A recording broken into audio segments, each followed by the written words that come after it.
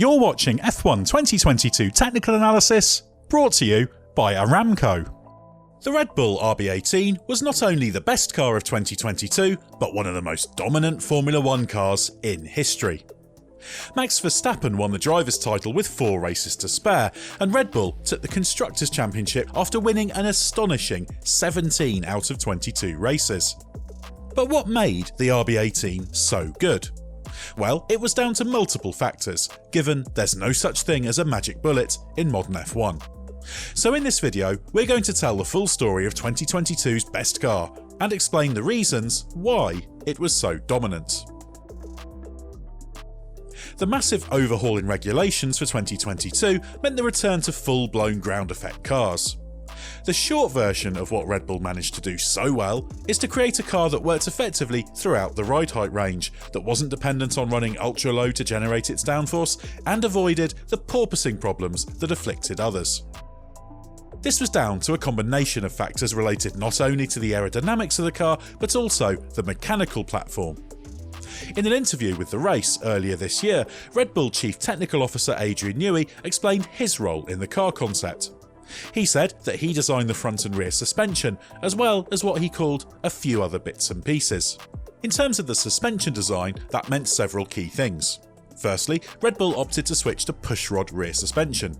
Pull rod rear suspension had become de rigueur in F1 over the previous decade, a shift triggered by Newey himself. But for the 2022 cars, this ensured the maximum clear airflow to the rear of the car.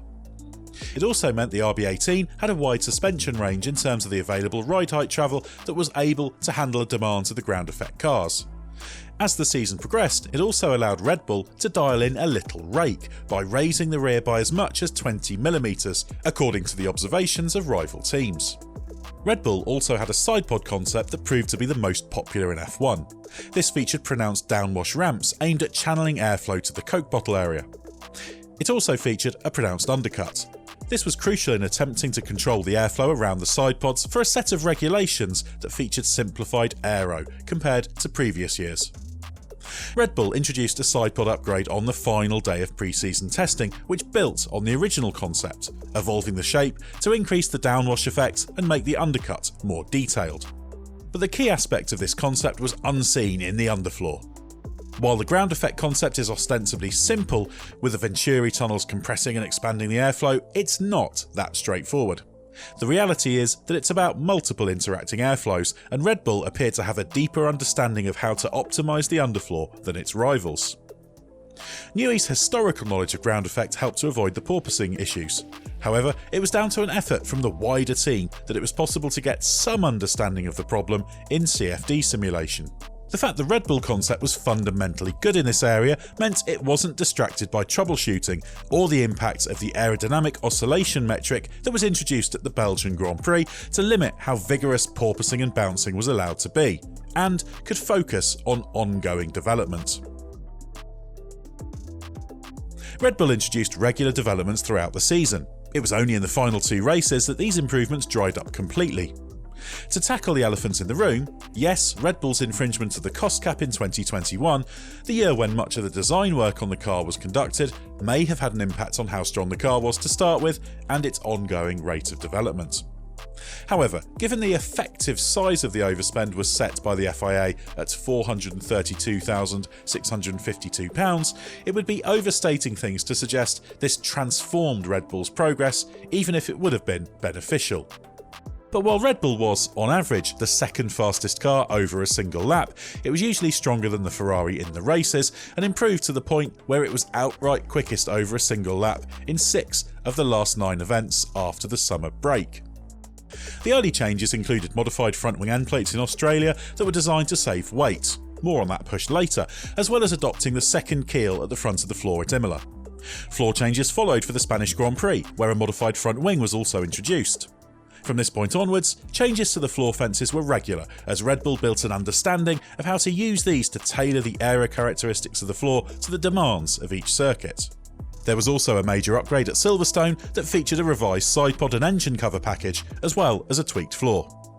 These development trends continued after the August break, but without any more major upgrades, although there were regular floor fence tweaks and minor detail changes. After all, such was Red Bull's advantage by this stage, it wasn't necessary to push so hard in terms of making parts. Progress is a race that has no end. After every finish line, another challenge awaits. How can Aramco continue to push innovation in a sport at the forefront of technology? This is how. Discover how Aramco and the Aston Martin Formula One team aim to meet Formula One's sustainable fuel targets. Aramco, powered by How. Most teams struggled with weight at the start of the season, with the RB18 reckoned to be around 10 to 15 kilograms over the minimum weight limit of 798 kilos. Throughout the season, there was a continual process to improve this. The reduction of weight is worth significant performance in itself. The rule of thumb is that 10 kilos costs you 0.3 to 0.4 seconds per lap, depending on the track configuration. So any weight reduction gives you lap time. But for Red Bull, this also played an important role in the dynamic behaviour of the car. Early in the season, the RB18 was understeer limited, but as the campaign progressed, this characteristic was reduced, increasing the performance potential of the car. The evolving aerodynamic characteristics contributed to this, but particularly important was shifting the weight distribution rearwards by prioritising weight reductions at the front of the car. The weight distribution of F1 cars is limited to a narrow range of just over 1% by F1's regulations, but the cars are incredibly sensitive, so even a small shift rearwards had a big impact. The weight reduction wasn't the only way Red Bull eliminated the understeer, but it was significant. With the balance shifted, Verstappen's ability to deal with a more lively rear end than Sergio Perez meant he could unleash more of that added pace. It's also understood Red Bull had designed a lightweight version of its monocoque, but this was not introduced during the season, both because of the constraints of the cost cap and the fact it didn't need the extra performance. If that sat around waiting to be unleashed in 2023, it could be very bad news for Red Bull's rivals. Red Bull's reliability rate was good through most of 2022, although things started badly, with both cars dropping out late on in the Bahrain season opener, then Max Verstappen retiring from second place in the third race in Australia.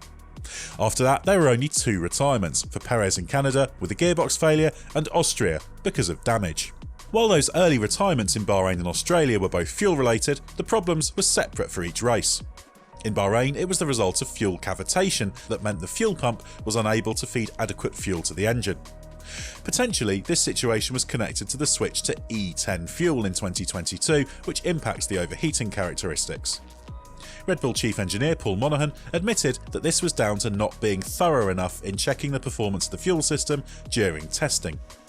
But as Monaghan said, Verstappen's problem in Australia was a separate event, specifically a split pipe in the fuel system outside the fuel tank. This was a Honda problem.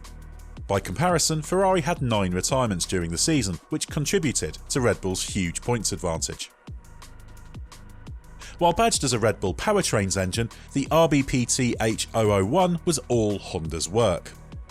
The Japanese manufacturer officially withdrew from F1 at the end of 2021, but it continued to produce, assemble, maintain and support the power units, albeit with Red Bull paying for its services.